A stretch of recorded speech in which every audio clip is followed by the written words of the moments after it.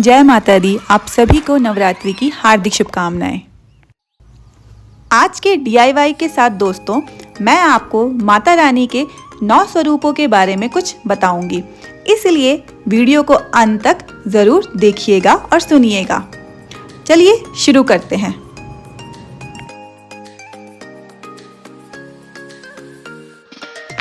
माँ दुर्गा के 9 स्वरूपों की विशेष पूजा के पर्व को नवरात्रि के नाम से जाना जाता है।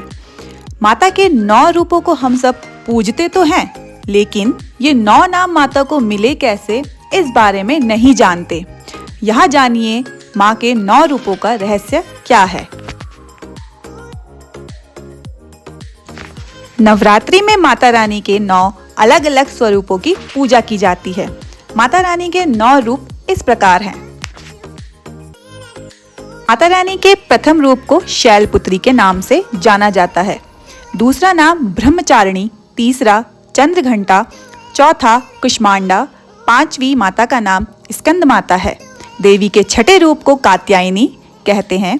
सातवां कालरात्रि, आठवां महागौरी और 9वां स्वरूप सिद्धिदात्री के नाम से प्रसिद्ध है। अब जानते हैं माता के इन 9 नामों के पीछे का रहस्य। आखिर कैसे पड़े माता के ये 9 नाम?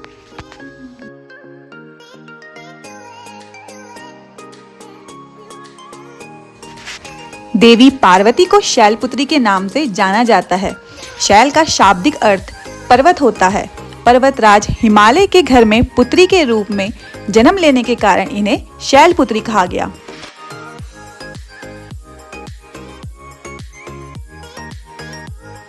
ब्रह्म का अर्थ है तपस्या। कठोर तपस्या का आचरण करने वाली देवी को ब्रह्मचारिणी कहा जाता है। भगवान शिव को पाने के लिए माता पार्वती ने वर्षों तक कठोर तप किया था, इसलिए माता को ब्रह्मचारिणी के नाम से जाना गया।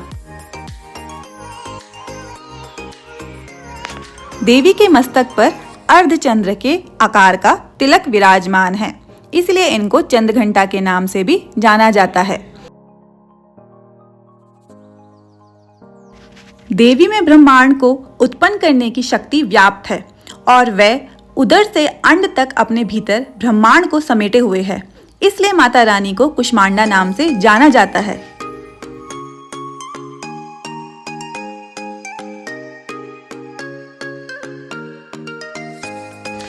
माता पार्वती कार्तिकेय की मां है और कार्तिकेय जी का एक नाम स्कंद भी है।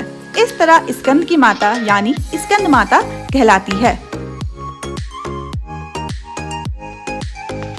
जब महिषासुर का अत्याचार पृथ्वी पर बढ़ गया था, तब भगवान ब्रह्मा, विष्णु, महेश तीनों ने अपने अपने तेज का अंश देकर महिषासुर के विनाश के लिए एक देवी को उत्पन्न किया।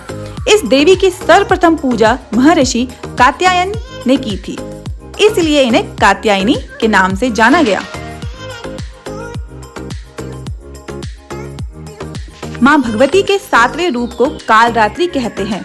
काल यानी संकट, जिसमें हर तरह का संकट खत्म कर देने की शक्ति हो, वो माता कालरात्रि है।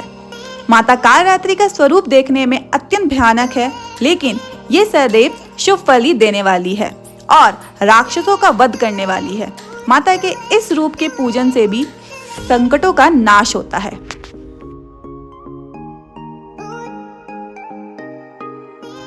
कहा जाता है कि जब भगवान शिव को पाने के लिए माता ने इतना कठोर तप किया था कि वह काली पड़ गई थी।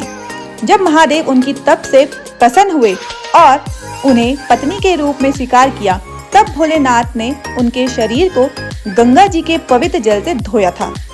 इसके बाद माता का शरीर विद्युत प्रभा के समान अत्यंत कांतिमान गौर हो उठा था।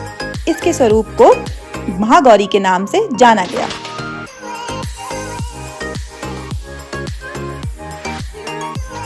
अपने भक्तों को सर्व सिद्धियां प्रदान करने वाली देवी होने के कारण इन्हें सिद्धिदात्री कहा जाता है। माना जाता है कि इनकी पूजा करने से बाकी देवियों की उपासना हो जाती है और भक्त के कठिन से कठिन काम भी सरल हो जाते हैं। आशा करती हूँ आपको माता रानी के 9 स्वरूपों के बारे में जानकर अच्छा लगा और साथ ही मेरा यह DIY भी। कमेंट सेक्शन में जय माँ दुर्गा जरूर लिखिएगा। हैप्पी नवरात्रि आप सभी को।